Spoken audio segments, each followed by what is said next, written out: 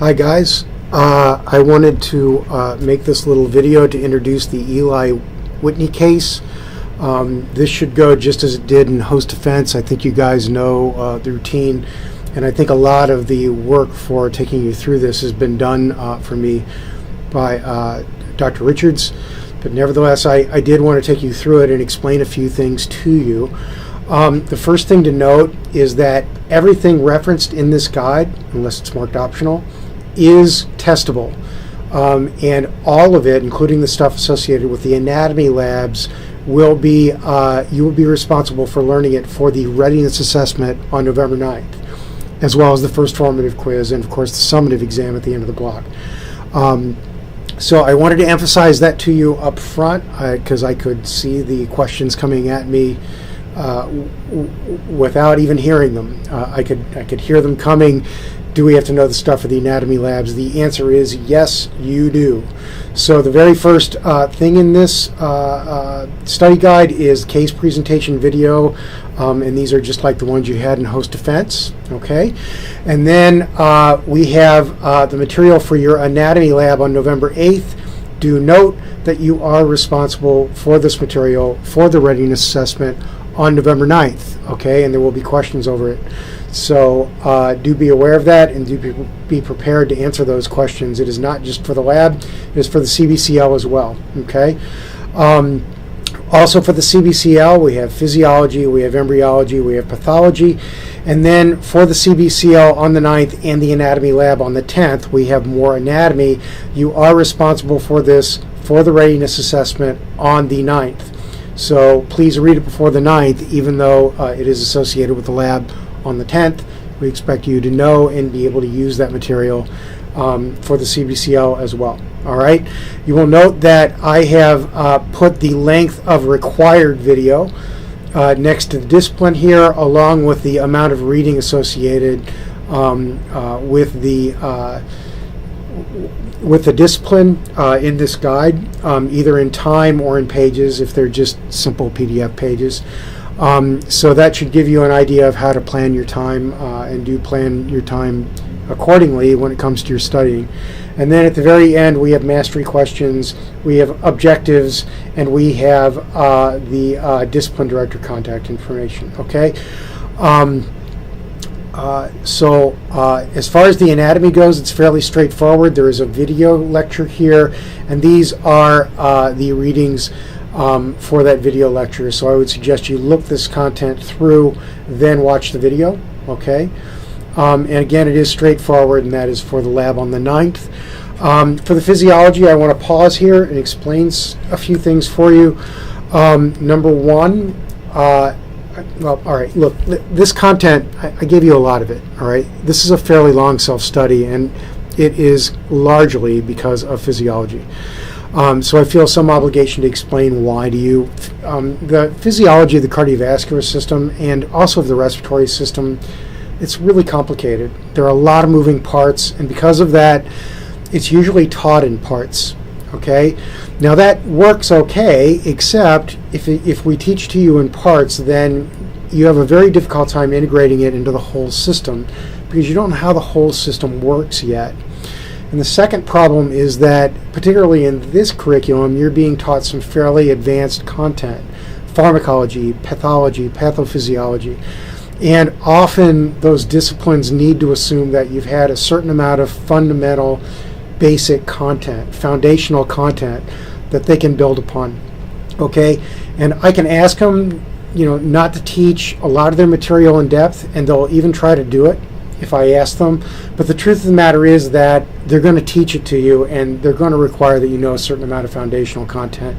No matter what I say, it's just the nature of the discipline. That's the way it goes. All right. So my solution to this problem is to give you an overview of the cardiovascular system up front. And that means that you're getting a fairly long self-study to begin the block. It's just superficial, but because it's superficial about everything, it's going to take a little bit of time. The stuff covered in this self-study used to be 5 lectures in the old curriculum back when I first started here quite a long time ago, longer ago than I would care to admit.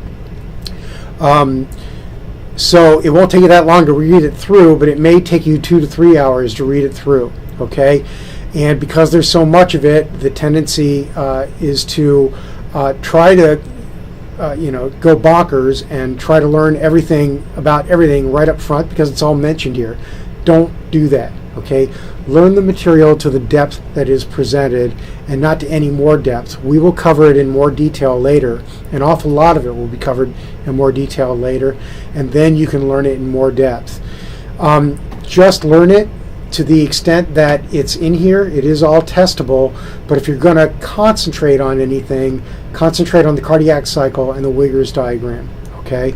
The rest of it, again, it's all covered on the readiness assessment, but don't try to learn it all in a great deal of depth. Don't worry if you don't understand it in a great deal of depth. We'll be going through a lot of it later, okay? The EPUB files for this block are fairly long, and at least one of them is fairly large, and that is the first one, and that is because there is a fair bit of embedded video in it. So because of that, you may have trouble downloading it. If you do, download this one down here. It has no embedded video in it. Note that there is still embedded media in this file. There's an embedded sound, and there are embedded slideshows. And if you just convert these files to PDF, that's fine, but you're probably going to miss out on that content. So I would suggest that you not do that. I mean, if you really, really want to, you can, but the embedded sound files won't be in there, okay? And the embedded slideshows, I don't know what the PDF will do with that, but you'll likely lose that as well, okay? So I would suggest that you not do it, but whatever, you do whatever works best for you. I'm just warning you, you may miss the content, okay? And you are responsible for it. There are YouTube links for the videos though in here, so you won't be missing out on that. All right, so for the embryology, watch these 3 videos first, then answer these questions by reading through this material right here. Okay, and this material is linked to the Rush clinical key in the Rush library. And note you do have to sign into the library before you can access this content. So I'd suggest you sign in first and then click on these links. If you don't, you'll click on the link. It'll ask you to sign in. You may have to click on the link again. All right. Read through these 2 things. Answer these questions as you go. These are not mastery questions. They will not become readiness assessment questions. There are mastery questions in the section toward the end of this guide. Those are the ones that will be turned.